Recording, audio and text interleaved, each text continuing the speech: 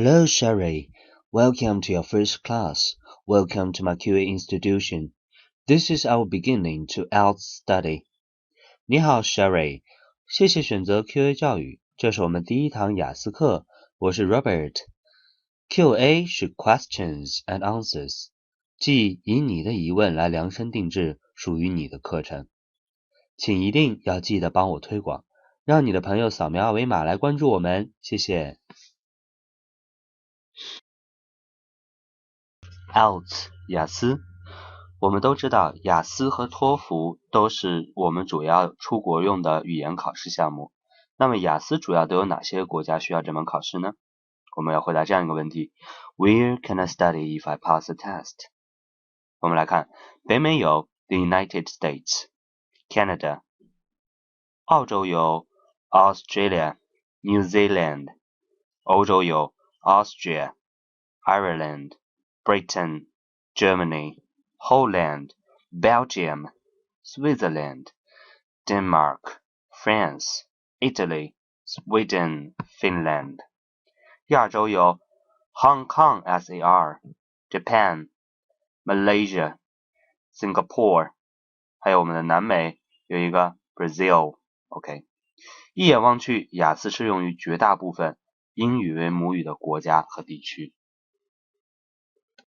看完了大概有哪些国家和地区承认雅思成绩，我们来关注一下考位。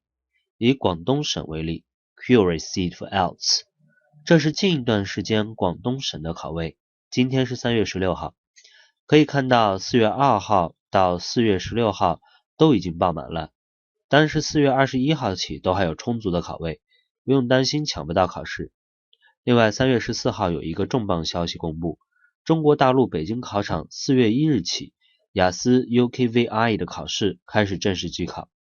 不过对于留学 A 类雅思的改革时间，业内的判断应该要到2017年才会出现，到时会有一系列应试技巧的变化，雅思的整体考试流程会变得更像托福。雅思分为学术类 A 类和培训类 G 类，它们为不同目的所设置。学术类 A 类适用于出国留学申请本科、研究生及以上学位，或者获得专业资质，而培训类 G 类则适用于英语国家的移民申请，比如我刚才在雅思地图里所列到的澳大利亚、加拿大、新西兰、英国等，或者用来申请培训及非文凭类课程，比如申请语言课程、预科课程以及本科以下课程。我们下面关注雅思是一个什么样性质的考试。雅思考试的全称是 IELTS， The International English Language Testing System。 请注意到我特意把 English Language Testing 划了下来，是为了进行一个比较。尽管在雅思考试中会有 A 类 Academic 雅思的叫法，但雅思的本质还是一个语言考试。在出国留学类考试里，我们总共可以分为2大类，一大类称之为语言类考试，一大类称之为学术类考试。在语言类考试里，最主要的考试项目就是雅思和托福，他们面对的主要是英联邦国家和北美国家留学2个大的类别。当然，现在雅思和托福的界限并没有那么清晰了。在英联邦和北美，大部分的地方都会认雅思和托福考试成绩。那我们在语言考试成绩里面主要考什么呢？我们会观察雅思 English Language Testing， 托福叫做 Test of English as a Foreign Language， 发现它们都是对于一个英语语言的考察。作为一个比较，我们可以跟国内的4、6级考试进行比较，它主要考察的都是你的英语能力，你最后达到的分数与你的能力成正比。而我们另一支考试，我们的学术类考试，比如说我们大家都比较熟知的 GRE、GMAT、SAT、LSAT 这样子的一些考试，我们不管是研究生入学考试还是美国高考，我们都可以跟我们国内的高考和考研进行一个类比。我们的 National College Entrance Examination 和 National Graduate Entrance Examination， 它们都是什么呢？以英汉这样子的语言作为考试语言，但是考察的内容主要考你的逻辑、思辨，包括你的数学等等这样子的一些其他学术性的能力，这是他们不一样的地方。所以我们这样对雅思考试到底考什么，是什么性质的考试就比较清楚了。它就是考语言，而针对语言考试的项目就会考你听说读写4个项目。所有出现的内容也不应该因为有学科内容不懂而影响到你的考试。比如说看到一篇水污染的阅读文章，原理我不明白，读不懂没关系，按照设计学术的内容，不应该让你的阅读部分成绩因为你不懂语言信息外的理论，而和那些很懂这些理论的人，你们之间的分数产生明显的差异，这是考试设置上所不允许的。要听说读写，这是我在课程设计上面试图创新的地方，结合我过去5年的教学经验所得到的最后的精华。首先我们看听力，我用的是 mind map 思维导图的方法。听力就我来看与内容的存储和梳理有关系，把我们听到的内容按照一定的结构记录下来。我们练习的时候就会先从每一小段的听力信息的提升入手，慢慢提高。口语主要是从 reaction and fluency 2个途径来练习。针对我们的雅思口语 reaction 呢，是因为我们雅思口语里面有反应的考察，而 fluency 主要是针对你的表达能力，通过结构和时间控制的练习来提高，主要使用我们的 story card 作为工具。写作主要是练，我会留好文章的要求，你写好发给我，我进行修改。写一段时间，我们会来针对你的主要问题进行总结。阅读主要是通过我们的阅读能力，比如说阅读速度的提高和针对雅思阅读的技巧来设计。我会给你资料，我们也会有一系列的数据收集方法来反映你的学习情况。其他的还有我们的词汇、语法、语音这样子的一些东西会交汇在我们的练习中。整体我们先从阅读部分来入手。The IELTS reading test lasts for 60 minutes.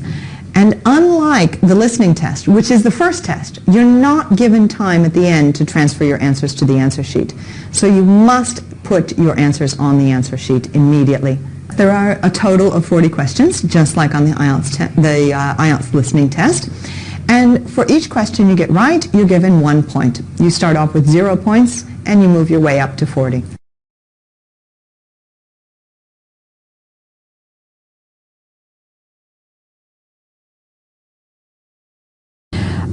On the academic module of the test, you're going to read 3 passages. And these passages are taken from journals, newspapers, magazines, and books of an academic nature. There are 3 passages on the reading test, and each passage is a page and a half long, more or less. And my advice is to learn how to scan for information, learn how to do skimming. Don't sit down and read the entire passage, then read the questions and go back and try to find the answers. If you're doing that, you're wasting a lot of valuable time. I would start out with the reading test by, first of all, skimming the test. Read the first paragraph. Find out what that passage is about.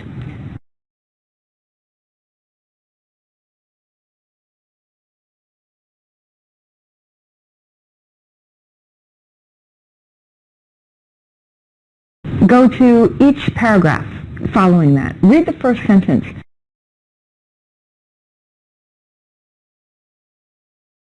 The first sentence is a topic sentence. It tells you what that paragraph is about.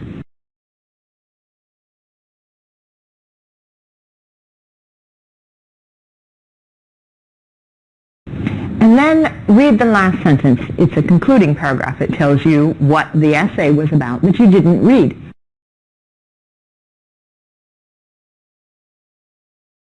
Next, go to the questions. When you're looking at the questions, you want to highlight or underline or circle the key words and immediately think of synonyms, because unless the word in the question is a proper noun, unless it's someone's name or unless it's the name of a building or the name of a city, you're not going to find that same vocabulary or the same word within the passage itself. There will be a synonym that is related to it. For example, if it's got the year 1968 in it, you're going to maybe scan for something related to that. But it's very unlikely that the same word that is in the question will appear in the original text, because they will probably put a synonym. So instead of 1968, they might have in the 60s or 4 decades ago. Another example that I can think of that I heard earlier, one of the students was telling me about, was in the question and asked him something about a game. But in the test paper itself, the word game never showed up. It was match. Let's see some tips. Don't start by reading the whole text. Read the first paragraph. Read the first sentence of each paragraph. Read the last paragraph. And look at the questions. And do not expect to find the exactly same word in the text. Be familiar with the test question types that are on there. You're going to find questions like multiple choice questions. You'll find fill-in-the-blank questions. You'll find sentence completion questions, matching a heading to a paragraph, true, false, not given, yes, no, not given questions. A whole range of questions that you need to be familiar with, and you need practice. So you need to practice before the exam that when you see the question type, because you don't know what kind of question type is going to come up, immediately you see the instructions, you know exactly what you're doing.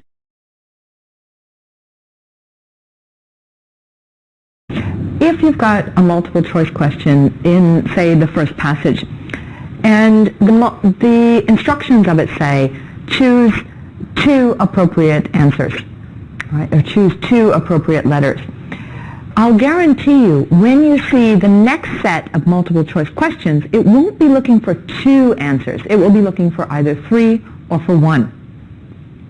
So you have to read the instructions very carefully to make sure that you understand what is required of the question. Human nature, I've answered the first set of questions, I've answered the first 10 questions, for example, and the multiple choice questions all told me to choose 2.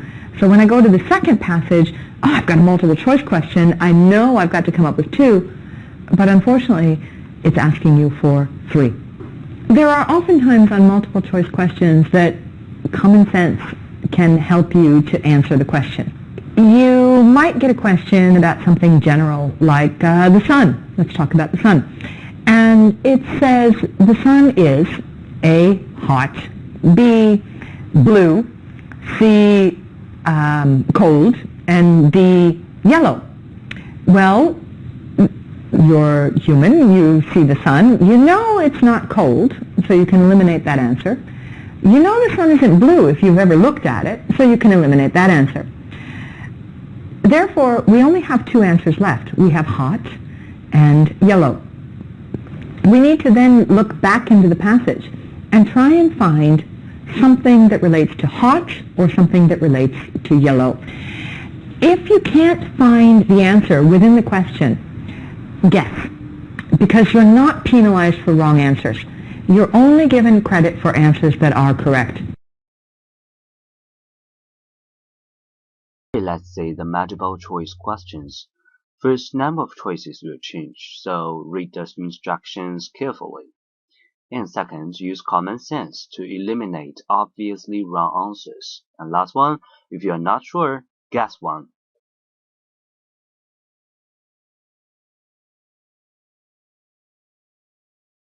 You have got the true, false, not given, which is it's a very difficult thing to do. Even I find it quite difficult, to be honest, doing this. So I know that students might find it difficult. The questioning for the student comes in when it's no or not given. You must be very careful. You must look really carefully to make sure that the answer is no. Let's say the true or false questions. First, don't confuse false and not given. Second, false means we know from the text that the statement is untrue. Third, not given means the text does not contain the information necessary to decide. 我们这堂课的主要内容是这些：从雅思考试的介绍，雅思作为语言考试的性质，我们将采用的主要练习方法，以及阅读部分题型的介绍为主。请在听完视频后完成今天的练习。记得帮我宣传给朋友，谢谢。因为视频录制非常辛苦，别轻易把这个视频流传出去，谢谢。